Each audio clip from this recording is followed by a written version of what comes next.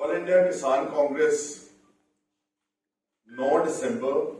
दिन शुक्रवार को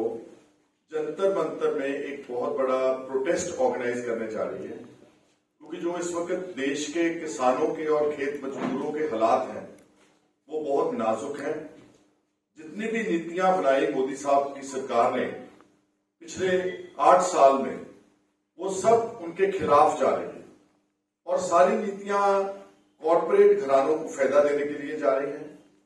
इसलिए उनकी बात इस देश के पॉलिटिकल स्पेक्ट्रम में सेंटर स्टेज में रखने के लिए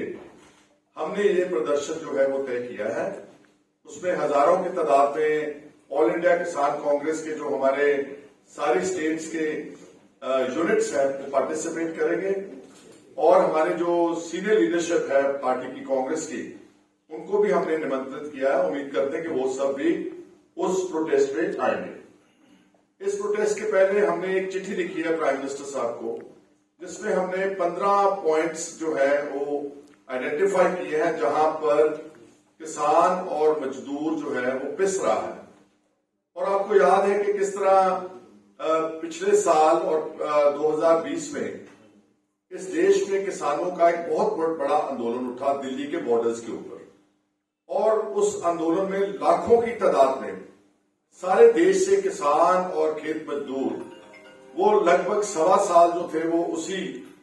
आंदोलन दिल्ली के बॉर्डर पर नीचे बैठे रहे।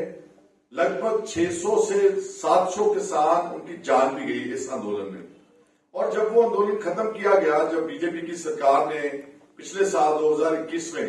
क्योंकि यूपी वगैरह की इलेक्शन आ रही थी, उनको चिंता थी, तो उन्होंने उनसे वादा किया कि जो भी आपकी 4-5 प्रमुख मांगे हैं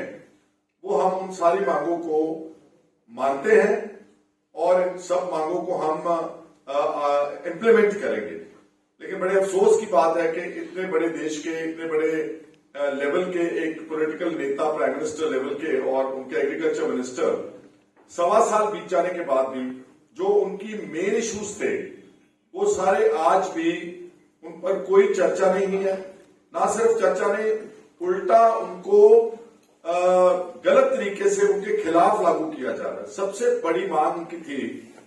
कि जो हमारा मिनिमम सपोर्ट प्राइस है, वो जो सिस्टम है, वो इस वक्त भारत में जो सिर्फ 2-2.5 स्टेट्स में अवेलेबल है, that is in Punjab, Haryana and थोड़ा सा हिस्सा उत्तर प्रदेश का है, उसके ऊपर मिनिमम सपोर्ट प्राइस दी जाती है। जो किसान आंदोलन संयुक्त किसान मोर्चे का था, उन्होंने 23 फसलें आइडेंटिफाई की थी जिनके ऊपर ये मिनिमम सपोर्ट प्राइस की उन्होंने बात रखी थी सरकार के सामने, और गवर्नमेंट ने प्रॉमिस किया कि हम इस एमएसपी को जल्द से जल्द देश में लागू करेंगे। और जो एमएसपी की बात कर रहे हैं, आपको याद होगा कि जब मोदी साहब की 2019 का बीजेपी का मैनिफेस्टो था, उसमें एक स्टार पॉइंट था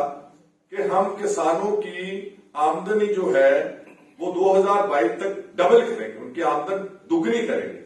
और स्वामीनाथन कमेटी की जो रिपोर्ट की रिकमेंडेशन है,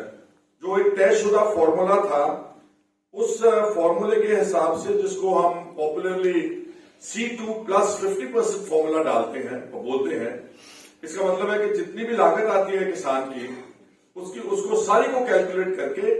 उसकी अपनी सेल्फ लेबर तक कैलकुलेट करके, फर्टिलाइजर, लेबर इनपुट्स,